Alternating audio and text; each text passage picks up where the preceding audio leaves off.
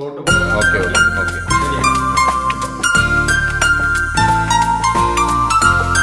ഏറ്റവും സ്നേഹമുള്ളവരെ, ഈ മെയ് മാസത്തിൽ ഞാനൊരു ഭവനത്തിൽ വന്നു. എൻ്റെ ബന്ധത്തിൽപ്പെട്ട കുടുംബമാണ്.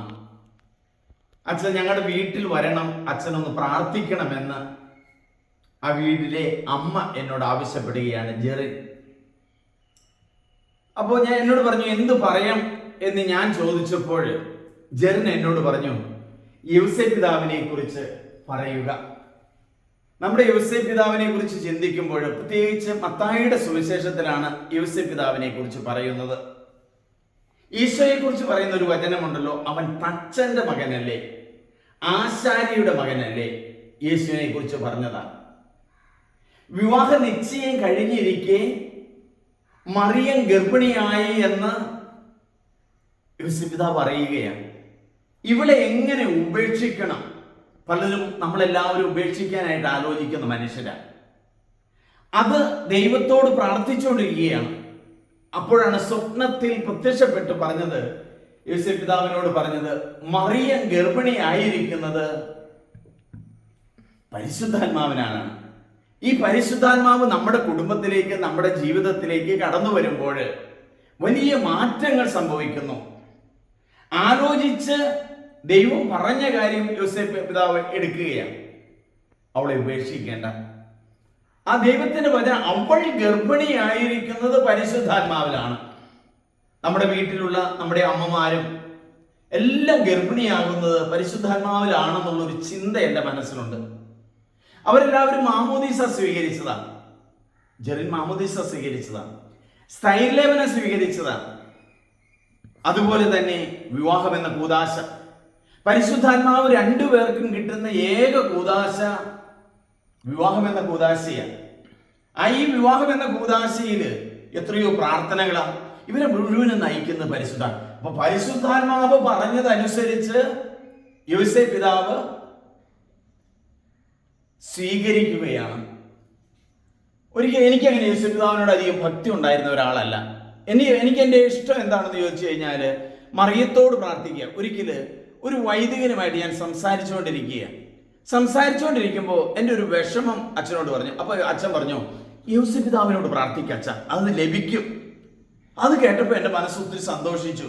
യോസേപ്പ് പിതാവിനോട് പ്രാർത്ഥിച്ചു. അന്ന് മുതൽ ഞാൻ എപ്പോഴും എൻ്റെ പ്രിയപ്പെട്ട യോസേപ്പ് പിതാവിനെ ഓർക്കും. എനിക്ക് ഒത്തിരി ഇഷ്ടമാണ് യോസേപ്പ് പിതാവിൻ്റെ സ്റ്റാച്ചു. നമ്മുടെ മരിച്ചുപോയ ഫ്രാൻസിസ് മാർപ്പാപ്പ ഉറങ്ങുന്ന യോസേപ്പ് പിതാവിൻ്റെ ഒരു സ്റ്റാച്ചു ഉണ്ടായിരുന്നു. എപ്പോഴും ആ ഉറങ്ങുന്ന യോസേപ്പ് പിതാവ്, ഉറക്കത്തിൽ പരിശുദ്ധാത്മാവിൻ്റെ പ്രവർത്തനമാണ് സ്വപ്നം കണ്ടു എന്ന് പറയുന്നത്. അപ്പോൾ യോസേപ്പ് പിതാവിനോട് നിങ്ങൾ പ്രാർത്ഥിക്കണം, യോസേപ്പ് പിതാവെ കാണണമേ, യോസേപ്പ് പിതാവെ തൊടണമേ, യോസേപ്പ് പിതാവ് എൻ്റെ കാര്യത്തിൽ. ഇത്രയും നാളുള്ള എൻ്റെ അനുഭവം, ഈ ദിവസങ്ങൾ എന്നെ കാണാനായിട്ട് ഒരു ഭാര്യയും ഭർത്താവും വന്നു. അവർ 8 വർഷത്തോളം ഭിന്നിച്ചു കഴിഞ്ഞാൽ രണ്ടുപേരും ഫോണിലൂടെ എന്നോട് സംസാരിച്ചിട്ടുണ്ട്. പ്രിയമുള്ളവരെ, അവർ വന്ന അവസരത്തിൽ അവരോട് കരങ്ങളൊക്കെ കോർത്തു പിടിക്കാൻ പറഞ്ഞു. ഒരു ഡൊമിനിക്കൻ ക്രോസ് എടുത്ത് ഞാൻ അവരുടെ കയ്യിൽ വെച്ചു.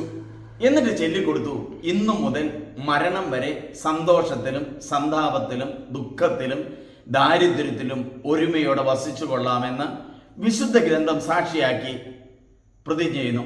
ആ പ്രതിജ്ഞ കർത്താവ് കേട്ടു. കർത്താവിൻ്റെ വലിയൊരു അനുഭവമായിരുന്നു. ആ കുടുംബം വീണ്ടും യോജിച്ചു. ഇതുപോലെ യോസേപ്പ് പിതാവിനോട് നമ്മൾ പ്രാർത്ഥിച്ചാൽ, എൻ്റെ പ്രിയമുള്ളവരെ, എന്തു വേണേലും നമുക്ക് ലഭിക്കും. അതാണ് യോസേപ്പ് പിതാവിൻ്റെ ഒരു മാധ്യസ്ഥം. പ്രത്യേകിച്ച് എൻ്റെ ബന്ധത്തിൽപ്പെട്ട ജെറിൻ അത് പറഞ്ഞപ്പോൾ, എനിക്ക് യോസേപ്പ് പിതാവിനോട് പറഞ്ഞപ്പോൾ, ആ മകള് യോസേപ്പ് പിതാവിനോട് ഒത്തിരി ഭക്തിയുള്ളവളാണ്. നീതിമാനായിരുന്ന യോസേപ്പ് പിതാവല്ലേ ഉണ്ണീശോയെ ബത്ലഹേമിൽ പ്രസവിക്കാൻ കൊണ്ടുപോയി. മറിയം ബത്ലഹേമിൽ ഉണ്ണീശോയ്ക്ക് പ്രസവിക്കാനായിട്ട് പോകും. അവളുടെ സമയം തികഞ്ഞു. അപ്പോൾ അവൾക്ക് വേണ്ട വീട് അന്വേഷിക്കുക, യേശുവിന് വേണ്ട വീട് അന്വേഷിക്കുക, ഭവനം അന്വേഷിക്കുക. നമ്മളെല്ലാവരും ഭവനം അന്വേഷിക്കുന്നവരാ. ഭവനമില്ലാത്തവര് യേശു പിതാവിനോടൊന്ന് പ്രാർത്ഥിക്കട്ടെ. മക്കളില്ലാത്ത ദമ്പതിമാര് യേശു പിതാവിനോടൊന്ന് പ്രാർത്ഥിക്കട്ടെ. ദൈവത്തിൻ്റെ ശക്തമായ ഇടപെടലുകൾ കാണാം. യേശു പിതാവെ, ഞങ്ങൾ നോക്കണമേ. ഈ ദിവസങ്ങളിൽ ഞാനൊരു പ്രാർത്ഥന ചൊല്ലിയിരുന്നു. പ്രാർത്ഥന ഇതായിരുന്നു, നിങ്ങൾ എല്ലാവരും ചെല്ലുന്ന, ഈശോ മറിയം യോസേപ്പെ എൻ്റെ ആത്മാവിന് കൂട്ടായിരിക്കണമേ.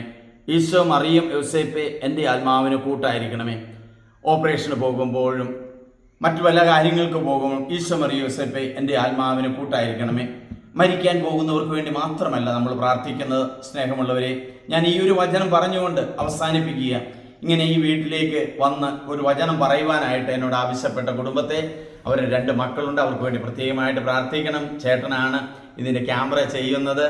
അവരുടെ ആവശ്യപ്രകാരം പറഞ്ഞ പ്രാർത്ഥനയാണ്. ദൈവമേ നന്ദി, ദൈവമേ ആരാധന, ദൈവമേ സ്തോത്രം. യേശുവേ പിതാവിൻ്റെ മാധ്യസ്ഥം നിങ്ങൾക്ക് എല്ലാവർക്കും ലഭിക്കട്ടെ. യേശുവേ നന്ദി, യേശുവേ ആരാധന, യേശുവേ സ്തോത്രം. യേശു പിതാവേ ഞങ്ങൾക്ക് വേണ്ടി മാധ്യസ്ഥം വഹിക്കണമേ. യേശു പിതാവേ ഞങ്ങൾക്ക് വേണ്ടി മാധ്യസ്ഥം വഹിക്കണമേ.